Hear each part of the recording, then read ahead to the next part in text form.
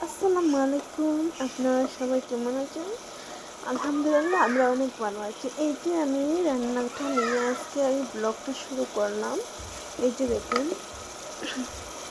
মশলাটা আমি কষাচ্ছি। মশলাটা ভালো করে কষিয়ে তেলটা ছেড়ে আসলে আমি এই সবজিটা দিয়ে দেবো। এখানে সবজি আমি নিচ্ছি, মটরশুঁটি আছে আর পাতাকপি আর আলু দিয়ে আমি এটা মানে মাছের মাথা দিয়ে রান্না করবো আজকে এটা। মশলাটা ভালো করে কষিয়ে নিই। এখানে মশলা পেঁয়াজ আর রসুন আর আদা বাটা আছে আর হলুদের গুঁড়ো, মরিচের গুঁড়ো, জিরের গুঁড়ো আর লবণ দিয়ে আমি ভালো করে মশলাটা কষিয়ে নেব। মশলাটা কষিয়ে নেওয়ার পর তারপরে সবজিটা দেবো আমি। এই যে মশলাটা পুরোপুরি কষানো হয়ে গেছে, তেলটা ছেড়ে আসছে। এই যে দেখুন এই পর্যায়ে আমি এখন সবজিটা দিয়ে দেবো। সবজি দিয়ে দিলাম। সবজিটা দিয়ে ভালো করে নাড়িয়ে নেব। আমি সবগুলো মশলার সাথে একসাথে মিশিয়ে নেব। এই যে মশলা আমি সবজির সাথে একদম মিশিয়ে দিয়ে দিলাম। এখন আমি একটা ঢাকা দিয়ে আমি ডেকে দিচ্ছি। এইভাবে আমি কষাতে হবে। ওকে। এই যে এখন আমি মাছগুলো ফ্রাই করব। মাছটা ফ্রাই করব। আমি মাছ ফ্রাই করতে যা যা লাগবে আমি সব দিয়ে দেবো এখন এক এক করে। আর হচ্ছে এখানে দিচ্ছি জিরে গুঁড়ো 1 চামচ পরিমাণ, মরিচের গুঁড়ো 1 চামচ পরিমাণ আর হচ্ছে ধনিয়া গুঁড়ো 1 চামচ পরিমাণ। আর দেবো এখন আমি স্বাদ মতো লবণটা। আমি এখানে কড়াই তেল বসিয়ে আমি গরম হওয়ার জন্য আমি বসিয়ে দিয়েছি একটা তাওয়াতে। আর এখানে আছে লবণ, দিয়ে দিলাম লবণ। এটা আমি রান্না করবো, তার জন্য আমি সব কিছু মশলা একটু কমিয়ে দিচ্ছি। এটা ভালো করে মেখে নেবো, তারপরে আমি দিয়ে দেবো। এই যে মাছগুলো আমি ফ্রাই বসিয়ে দিয়েছি।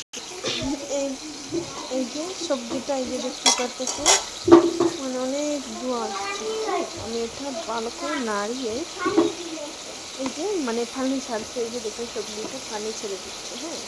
এইভাবে ভালো করে কষা হবে। এই সবজিটা এইভাবে রান্না করে খেয়েছে না, ভীষণ টেস্ট হয়। পাতাকপি এই মানে এই রেসিপিটার আমার ডাকনাটা আমি একটা জিনিস আমি আপনাদের কাছে এই যে দেখেন আমার ডাকনাটা মানে এই জিনিসটা এখানে এই জিনিসটা ভেঙে দিয়েছে। আর এই যে এইভাবে লাগিয়েছে আমার হাজব্যান্ড। এটা কি করেছে আমি বলি। এটা মানে এই যেটা স্ক্রুপ আছে এটাতে ঢুকিয়ে তারপর মানে এটা লাগাবে। এটা এই যে ঠোনকা এইভাবেই লাগিয়ে দিয়েছে। তা দেখি পরে কি করা যায়। দিয়ে আমি মাছের ঝোল বানাবো। এই যে আমি একটা কড়াইতে তেল নিয়ে নিলাম। তেলটা দিয়ে এখন আমি যাবতীয় যা যা মশলা লাগে আমি সেই সবগুলো এই যে এখানে আছে আদা, রসুন আর পেঁয়াজের পেস্ট আমি আগের থেকে করে রেখে দিয়েছিলাম, সেটা দিচ্ছি এখানে। এই যে দিয়ে দিলাম। মিষ্টি তেমন বেশি খাওয়া যায় না, তার জন্য আমি একটু কমিয়ে দিচ্ছি। এই যে মিষ্টি দিয়ে দিলাম। এখানে আছে পেঁয়াজ, আদা, রসুন মানে সবগুলো মিক্স করে আমি ব্লেন্ড করেছিলাম। এখন দেবো গুঁড়ো মশলা।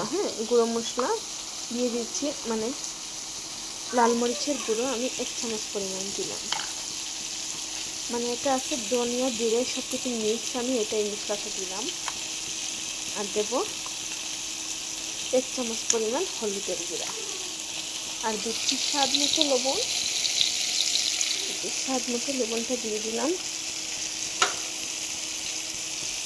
ভালো করে মিক্সড করে নেব।